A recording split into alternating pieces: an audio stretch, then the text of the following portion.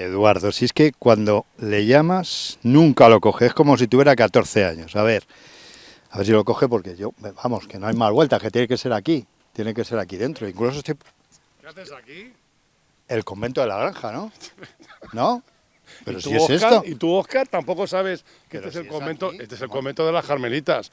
Pero venimos a un convento del siglo XIX, este es un convento del siglo XX, hay que O sea, que ver. me he avanzado en... Te has ido a otro lado. Espera, que no lo coges. Voy a Anda, colgar. cuelga el teléfono, deja que me vibre esto. Pero, Tenemos entonces, que irnos al pueblo. que no tiene nada que ver. Nada que ver. Pues no vamos a hablar de monjas. Sí, pero de la monja de las llagas, de Sor Patrocinio. Y no era carmelita. Aquí nunca estuvo, no estuvo nunca aquí. Este no se entera, pero el que está en la cámara menos. Bueno, me tienes que dar más datos. Para la allá, próxima vámonos vez. para allá, venga, ahora vamos. Claro, me dices el convento de la granja. Claro, Bueno, el convento, la iglesia del convento. Ah, amigo. La iglesia del convento. Eso es otra cosa. No es que no hay iglesia aquí.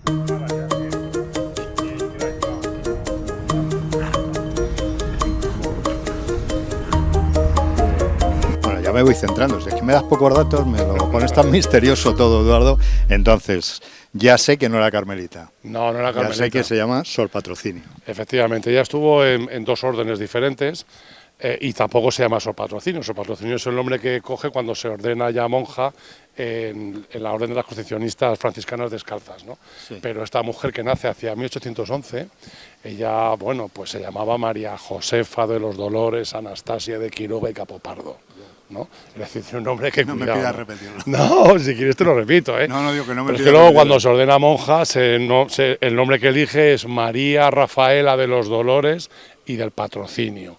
Y por eso todo el mundo lo llama Sor Patrocinio. Sor Patrocinio. Bueno, es una persona muy interesante, sobre todo por lo singular y peculiar, ¿no? Porque esta mujer realmente se hace famosa porque empieza a tener visiones místicas, empieza a tener llagas, le aparecen llagas en los estigmas de Cristo, en las palmas del alma. desde muy jovencita, tiene un peso político importantísimo, porque todo esto que está ocurriendo, o sea, todo esto que le aparece, que tiene visiones, que ve a la Virgen, que ve habla con Jesucristo, que le salen las llagas, es en el proceso en el que se están produciendo las guerras carlistas.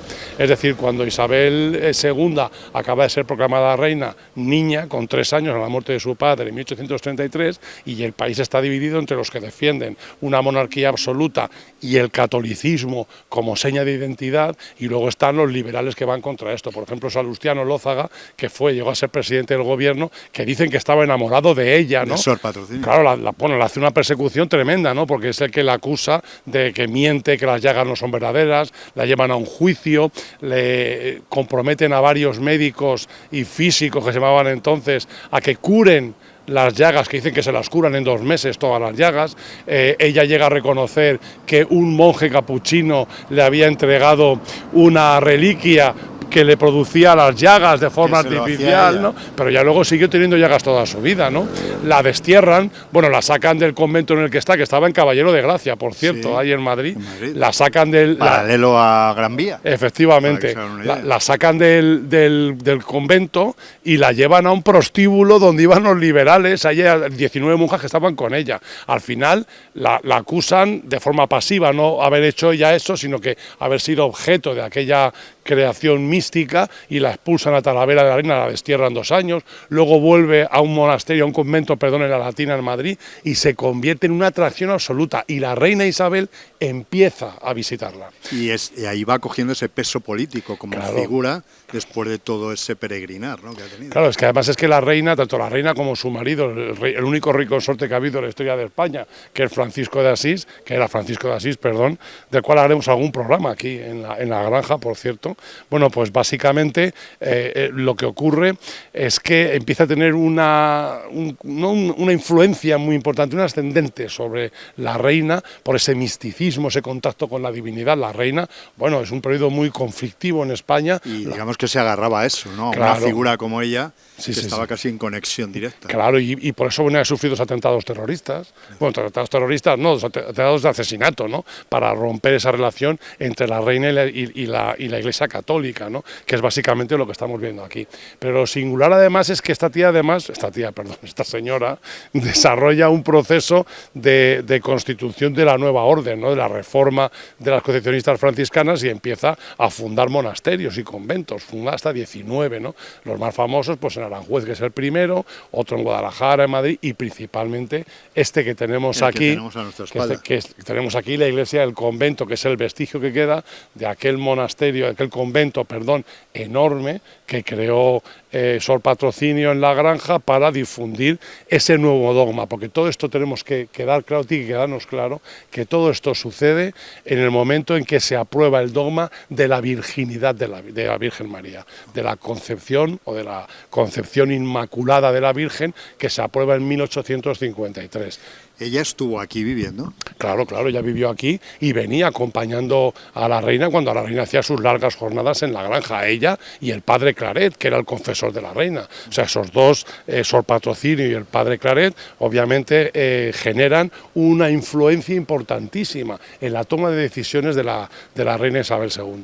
Esa parte de peso político que tenía en el desarrollo de toda esa vida política de la época, parece que ha pasado más desapercibida que el hecho de las llagas, de los estigmas, del que se ha investigado mucho, se ha hablado mucho, hay muchas leyendas, ¿no? Sí, bueno, pero básicamente es porque en el país nos quedamos siempre con el folclore, ¿no? Lo que es importante es cómo esa influencia muy conservadora que representa esta mujer, la Anastasia de Quiroga y Capopardo, que era su nombre, esta influencia que ejerce sobre la reina, sobre la monarquía en general, y esa unión que se va a ver durante todo el siglo XIX, que los historiadores especializados lo llaman la alianza entre el trono y el altar, ¿no? Bueno, pues hemos partido de un convento equivocado, hemos llegado al convento que no existe, que no está el convento, no y les vamos a descubrir ustedes lo que hay ahora dentro. Ha estado mucho tiempo cerrado esto. Bueno, esto ha estado cerrado, yo toda mi vida lo he visto cerrado, es decir, desde la guerra civil, desde el 36, aquí no ha habido una actividad realmente eclesiástica, pero todo esto en torno al convento y la iglesia, yo creo que es mejor contarlo dentro, que es un espectáculo. Yo creo que nos va a sorprender a todos, así que vamos a conocerlo en detalle. Venga, vamos para allá. Cerrada, ¿eh? Pues abrimos a patada. Digo, sí, llamamos. Yo creo que nos conocen. Sí, ya nos conocen. Oh, parece la puerta del castillo. Digo, Dios, cierro, impresionante. Cierro que se escapa el gato. Pero me voy a echar el cerrojo. Bueno. ¿Qué te parece? Mira, sin palabras. Sin palabras, desde luego. Qué pasada. Ya conozco quién vivió aquí.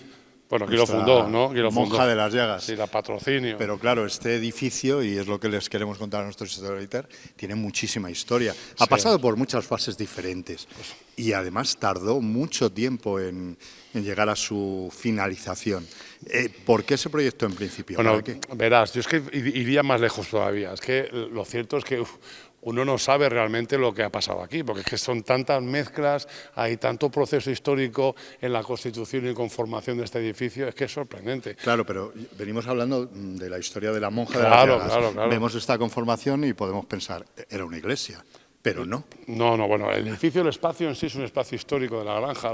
Esto ocupa lo que fue la segunda fábrica de cristales de la granja, aquella que lideraban o que dirigían Ventura Cid y Carlos Sack, donde empiezan a producirse espejos, donde empieza a utilizarse el agua que baja del jardín para mover aquellas ruedas de cangilones y generar movimiento, que luego vimos en un programa de la temporada pasada, ¿no? Que se desarrolla con la máquina de Demetrio Crowe, ¿no?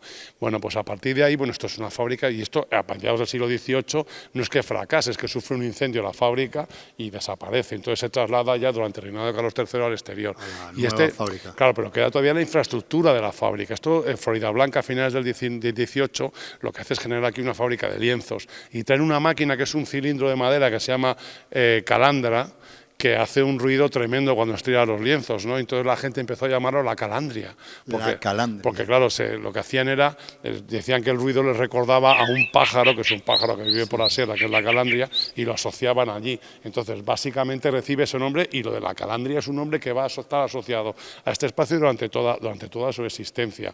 Pero verás, esa fábrica va a fracasar porque nuestros vecinos de Santa María de Real de Nieva fabricaban mejores lienzos y más baratitos que los que hacían aquí, con lo cual este negocio espacio desaparece. O sea, como patrimonio industrial desaparece. Fracasa. Entonces el espacio queda, digamos, un tiempo queda sin utilizar y luego se aloja, se queda aquí un hospedaje y unos baños públicos que van a estar durante cerca de 40 años, ¿no? Y esos baños públicos tienen tanto impacto en la comunidad que se llama la calle de los baños precisamente por los baños que había aquí alojados. Luego ya a mediados del siglo XIX, hacia 1856, ya Sor Patrocinio, que ha iniciado el proceso de constitución de pues lo que hemos contado antes, ¿no? De un montón de monasterios y conventos, generalmente conventos, de monjas concepcionistas, franciscanas descalzas. Bueno, pues básicamente llega a constituir hasta 19, hemos dicho, ¿no? Creo que hemos dicho 19 conventos en toda España, ¿no? En Escorial, en Aranjuez, en Guadalajara. Bueno, básicamente en Guadalajara es en el que muere en 1891 y está enterrada.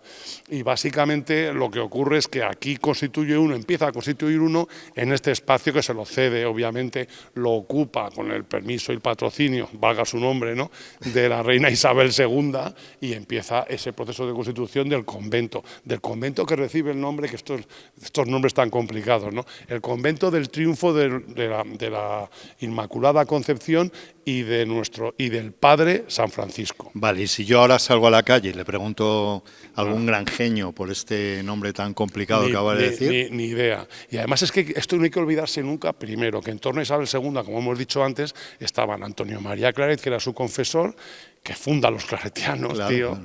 Y con gran importancia en Segovia. ¿Cuántos segovianos han estudiado y estudian en el Colegio Claret, ¿no? Saludos a todos los claretianos. A todos ellos, ¿no? A todos ellos. Seguro que algún día vamos a hablar con vosotros, ¿no? Y está ella, que funda todos estos conventos, siempre con una idea, porque esto hablamos en el primer capítulo de la temporada 4, que era hablando de la aparición y defensa del dogma de la Inmaculada Concepción. Es que esto ocurre en 1853. Entonces, esto es muchas de las visiones de la monja de las llagas eran visiones que veía a la Virgen del Olvido, escribía lo que decía, que había visto a Cristo, y siempre en esa idea de ese dogma católico de la defensa de la Inmaculada Concepción. Entonces, de ahí el nombre del triunfo de Nuestra Señora de la Inmaculada Concepción y del Padre San Francisco, porque son concepcionistas franciscanas descalzas. Vale, volvemos al punto en el que ya se instalan aquí. Viene con ¿cuántas monjas? 16 monjas. 16 monjas. Empieza a tomar esta, fisonomía de iglesia. Esto es una dona... Vamos a ver. Claro, venimos de unos baños. La idea es no, porque el convento empieza a constituirse, utilizar lo que era la huerta, que es lo que dice ella, que había una huerta magnífica y que en la zona de donde estaban los baños se podía hacer una iglesia estupenda. Patrocina, otra vez utilizar el nombre de Sor Patrocinio, ¿no? Patrocina a la reina, es decir, la reina financia la construcción de esta iglesia. Esta iglesia empieza a construirse en 1859-1860, pero las obras globales del convento no terminan hasta 1928, con todo lo que pasa entre medias, ¿no? Claro, influido ese largo proceso de construcción por todo lo que pasa en nuestro país. No es que faltara dinero o no, pero luego hablaremos de ello. Vamos a subirnos allá arriba, que yo creo que ya que estamos aquí vamos a trepar un poco. Oye, ¿no? Por cierto, el tiempo que estuvo aquí como iglesia y que estuvo el convento, había servicios religiosos. Lógicamente, como en todas las iglesias, sí, ¿no? Claro. Piensa además que es un real sitio, piensa que estaba la reina casi todos los veranos. Entonces, mientras esto estuvo habilitado para ser utilizado como iglesia, pues no nos olvidemos que aunque la fundación del convento es hacia 1859, este proceso es complicado, este edificio, bueno, mírenlo.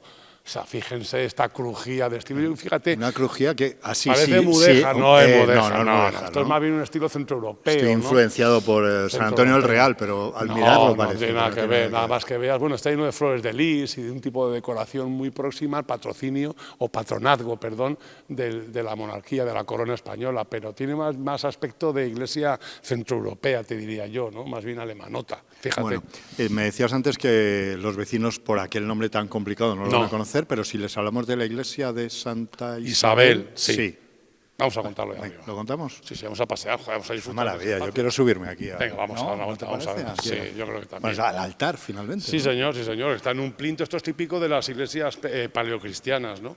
Para de romper los espacios y que haya diferencias en función de los cristianos y sus diferencias dentro de la creencia. El sitio es espectacular, es una pasada, tío. Y con esta visión, aquí seguimos Historietela arriba, pero nos vamos a ir todavía más arriba y nos queda otro más, Venga. Que tenemos cita en la torre. Que te da miedo a ti las subidas, ¿eh? Ya lo estoy superando. A la Poco a venga, poco. tira para allá. A la fuerza Ahorca. ahorca.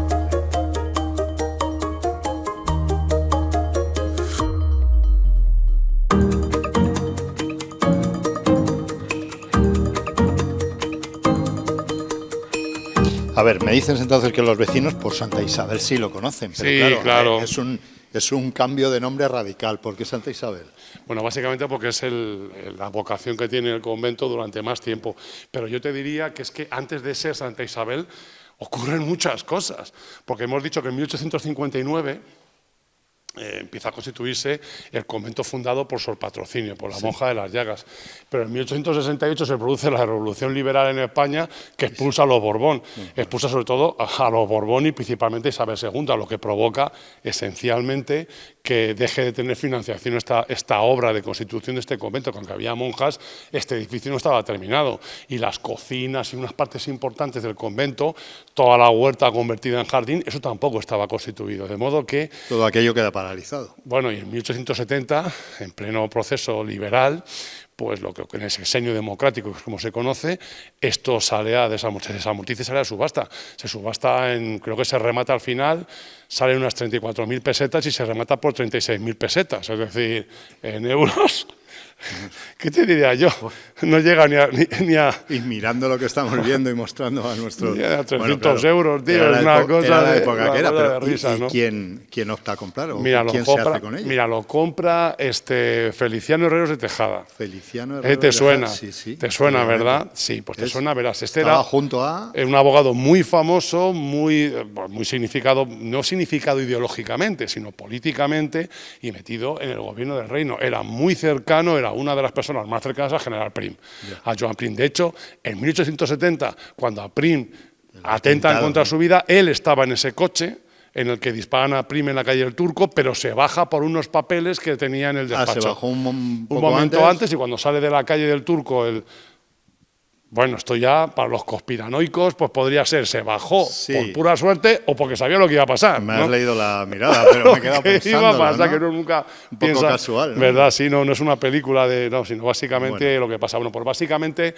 como decíamos, pues el edificio queda de 1870, pues lo que ocurre en ese momento, pues el sexenio democrático, golpes de Estado, guerra carlista, llega los Borbón, es decir, el edificio queda inhabilitado y además este Herrero de Tejada muere, sus hijos lo sacan a la venta y lo compra una congregación de monjas que son las monjas del convento franciscanas de Santa Isabel de Olmedo, compran el edificio y se vienen aquí y en 1901 constituyen su convento franciscano y es entre 1901 y 1928 cuando este edificio se finalizan las obras, es decir, cuando termina y empieza a usarse la iglesia, empieza la gente a participar o a comprender este edificio como algo accesible, es un convento que es de las monjas de Santa Isabel. Hemos cambiado de orden, digamos. Claro.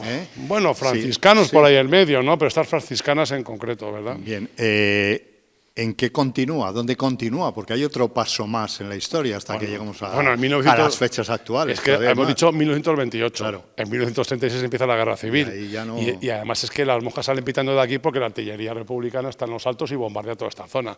Entonces, ¿qué ocurre? Pues lo lógico, las monjas desaparecen y el edificio queda pues prácticamente inutilizado por ellas. Cuando termina la Guerra Civil y se inicia el régimen franquista, en 1941-42, estas monjas quieren construir otro convento, y sacan a la venta y es comprado por un grupo de personas, de industriales, de inversores, para generar aquí un hotel, que entre 1943 y 45 es la obra, que la lleva un arquitecto que se llamaba Víctor López, y de 1943 hasta 1955-56 es un hotel. Está funcionando como hotel y es conocido. Se llama la hospedería La Calandria. Con arraigo también en la localidad. Claro, y un hotel además de lujazo tremendo, ¿no? La hospedería La Calandria, ¿al calor de qué? Pues por ejemplo de la celebración de los 18 de julio que el general Franco hizo en este pueblo desde los primeros años 40 hasta que la palmó en 1975. ¿no? La Calandria que nos pone en situación y nos relaciona con lo que hemos hablado al principio. Con la Calandra, la fábrica de lienzos y toda esta historia. Es una especie de hilo conector, ¿no? ¿no?, de diferentes momentos del edificio en la historia. Es muy singular porque luego, en 1952, se produce un cambio interesante porque el Papa Pío XII, al calor del... En el 52. 1952. Entonces España está en una fase completamente de aislamiento total por el franquismo. El gobierno franco que se ha cambiado el vestido del fascismo y del nazismo, se lo ha pasado. Es cuando dices, se acabó la autarquía de Claro, Franco y empieza el aperturismo. No, antes de eso. Entonces la Asociación de Católicos Nacional Propagandista, la ACNP, es la que está en el gobierno, básicamente es en la que se apoya a Franco para vestir de catolicismo el régimen. Entonces se produce una encíclica del Papa Pío XII, que es la de Mundo Mejor, para generar un proceso de reflexión y de transformación de la Iglesia. Entonces, en cada lugar, en cada país cristiano, busca una sede. Se buscan sedes. Aquí en España se proponen 2 sedes. Se proponen, una de las sedes es este edificio. Y entonces, este edificio es el que la ACNP ofrece al Papa Pío XII y acepta. De modo que aquí se constituye el centro Pío XII por un mundo mejor en torno a esa encíclica para crear un espacio de, digamos, de reunión de cristianos, católicos, con un objetivo básico de transformar y reformar la Iglesia católica. Bueno, no sé si hemos visitado en todas estas temporadas de, Qué locura, de Historietas de Segovia un lugar que haya tenido tantas fases. Bueno, esto es una locura. Tanto pasó de manos, digamos. Pero porque probablemente estuvo... Y todavía le queda alguno más. Claro, pero probablemente estuvo siempre a término, nunca estuvo a término. O sea, desde que empieza a funcionar, solamente cuando fue fábrica de vidrio, que empezó como fábrica de vidrio y terminó como fábrica de cristales, desapareció por un incendio. Pero lo demás siempre ha estado a punto de ser algo y en el momento en que estaba constituyéndose pasa algo que lo cambia. El mundo mejor estuvo hasta los años 80. Es cuando cierra, entonces este edificio, el espacio se vende y se construye una urbanización. Desaparece la parte principal del convento, que esto lo sabe muy bien, porque uno de los jardineros y guardeses era mi querido don Francisco Tapia Rueda, el padre de la Toñi, que es la esposa de mi compadre, el señor Bellete, a quien lanzó un saludo desde aquí, pues lo conocen perfectamente. Se vendió todo aquello, se construyó y se dejó la iglesia porque es un monumento tremendo, ¿no? Y ha estado pasando de manos patrimonio nacional, patrimonio del Estado, se ha ido vendiendo de unos propietarios privados a otros y finalmente este proyecto, ese proyecto privado que se llama La Farm, que ha comprado diferentes edificios de carácter histórico en el Real Sitio para probablemente dinamizar el espacio, pues ha transformado este edificio en un lugar, pues es lo que es eso, ¿no?, en un centro para desarrollo de actividades culturales y dinamización del entorno cultural del Real Sitio, ¿no? Un lugar espectacular, desde luego, y yo también darle las gracias a los responsables de la FAM que nos han dejado entrar aquí, sí. Nos han facilitado, incluso ahora que nos subamos a otra plantita. ¿Cómo te metes en estos líos? Venga, con el vértigo que tienes, tío. Pero es todo por los... Yo he subido de chiquillo arriba, ¿eh? ¿Sí? ¿Lo recuerdas? Sí, hombre, 1000 veces. Sí. No debería decirlo, bueno, ya mi madre no me va a dar la bronca, pero bueno, tú vas a entender lo que hacíamos los chavalines de la Naranja subiendo aquí cuando estaba cerrado. Pues voy a verlo. Venga, vamos para allá. Venga, andando. Tira para allá. Va a ir.